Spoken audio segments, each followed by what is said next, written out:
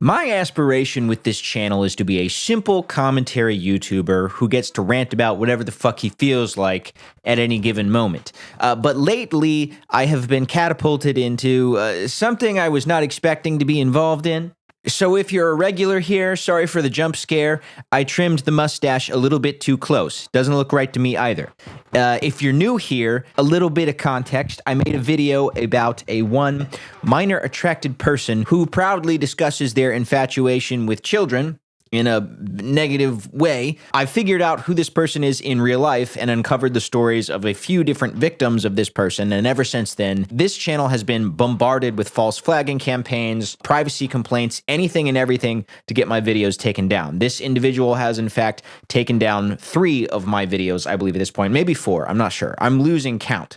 Some went down and got back up, some were banished to the shadow realm. The person I'm referring to goes online by the moniker Katie Cruz. Their real name is Callie. I won't say the full name because if I do, it's more likely this video gets taken down with a privacy complaint. After I posted a video discussing how this predator threatened me publicly in the comments section of one of my videos, a number of very nice people reached out to me, one of whom had a very interesting story about her personal relationship with this individual from when she was 14. I'm sure you can start connecting the dots. This is her story. Michaela.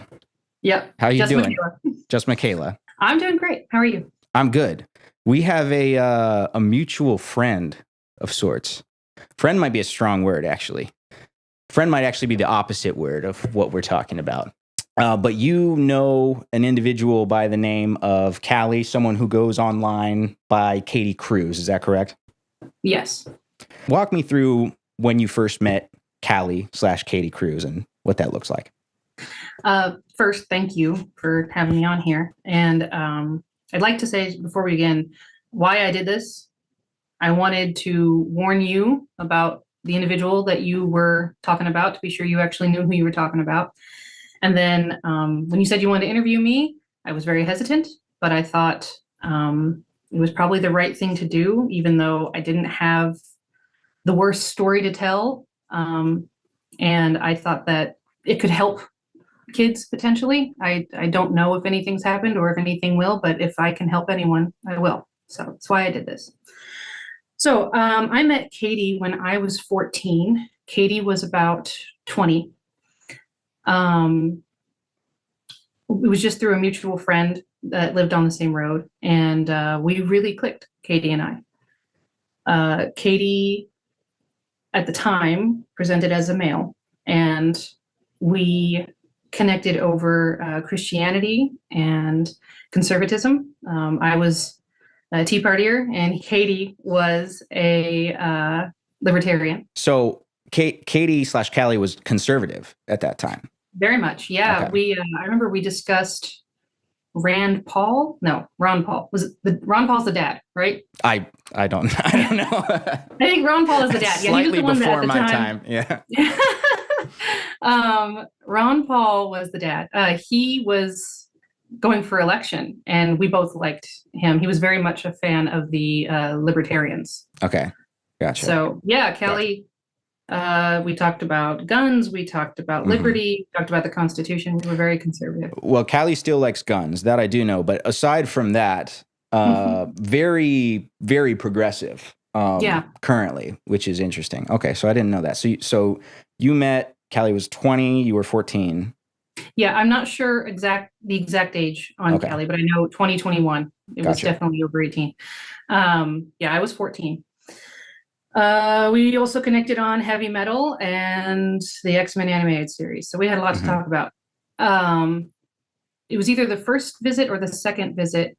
We talked for hours and hours. We started at like dusk and it ended at dawn. It wasn't anything bad that I remember. It was mostly politics and Christianity and heavy metal. It was a lot of fun. We really connected. And at one point, we realized that the sun was about to rise, so we went and found a nice spot to watch it, and Katie put their arm around me, and I could tell that they were getting into me, and I liked them too, but I wanted to warn them, I'm 14. Yeah. There were older boys who noticed me then. I I was 14, but I developed early. And so, older boys would approach me and I'd warn them that I was 14, and usually they would back away from me like I was radioactive, but not Katie. So, and this was, to be clear, so the night you're talking about, that you and Katie went out, basically pulled an all-nighter, just the two of you on the town.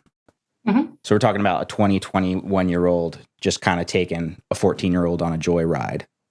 Yeah, we were walking around. I was from a very small town away from, like, next to Shelbyville. Okay. And we sat on my porch for a while, and then we walked around my neighborhood just alone. So where did that relationship go from there? So after I warned them that I was 14, they said they didn't care. And we exchanged MySpace information, if that shows how old I am. And most of our correspondence was through that, after that.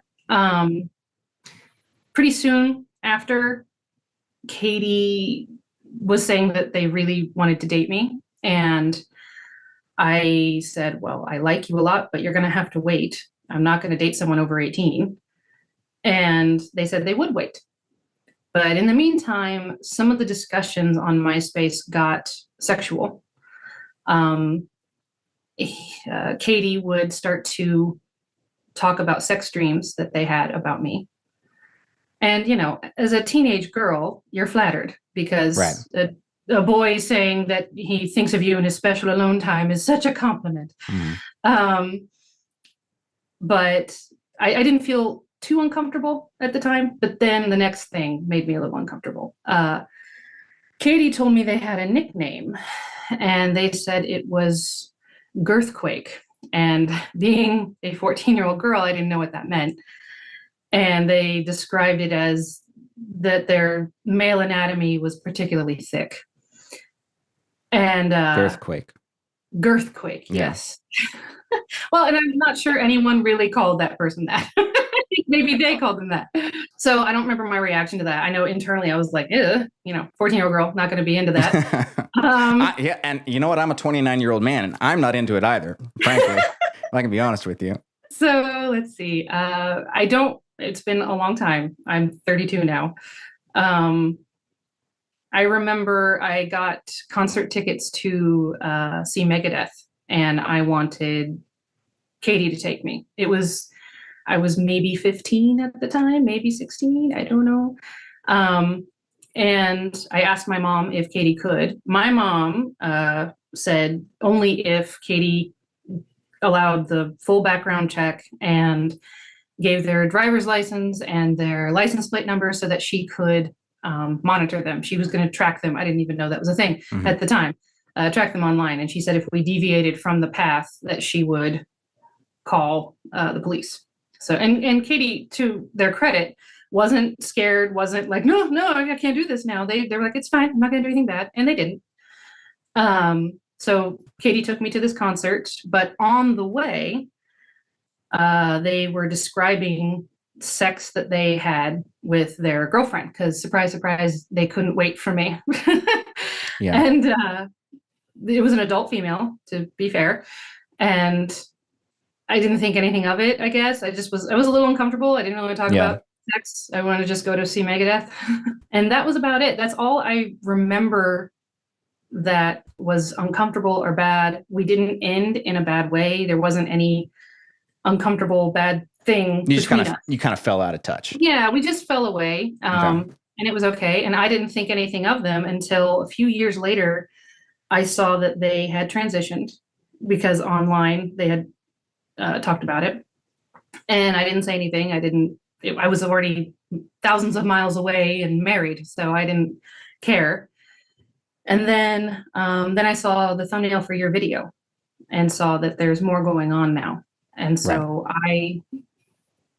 I think that the main takeaway from my story is that this could be a series of escalation. Yes. And that it starts small. And I can say 1,000% it is a series of escalations. Thank God, like, your story didn't get nearly as bad as it could have, just given what was going on. And I'm aware of a situation that I've talked about on my channel that went younger than your case. And then I'm also talking to people behind the scenes who have some other things to say. So I think it is progressing. Really appreciate you for sharing your side. Which was the thumbnail that you saw of mine? I saw the thumbnail that was clearly the person I knew from a different name, but was going as Katie. Yeah, I saw that and I clicked on it instantly because I knew you immediately recognized him. Yeah, and I was really surprised that I was even recommended this. I mean, Yeah. I don't watch a bunch of online detective people or anything, right. So it was interesting. Well, detective would be a very strong word for me. Slop YouTuber, I think, is the slop tuber. Actually, is that's the official definition. But cool.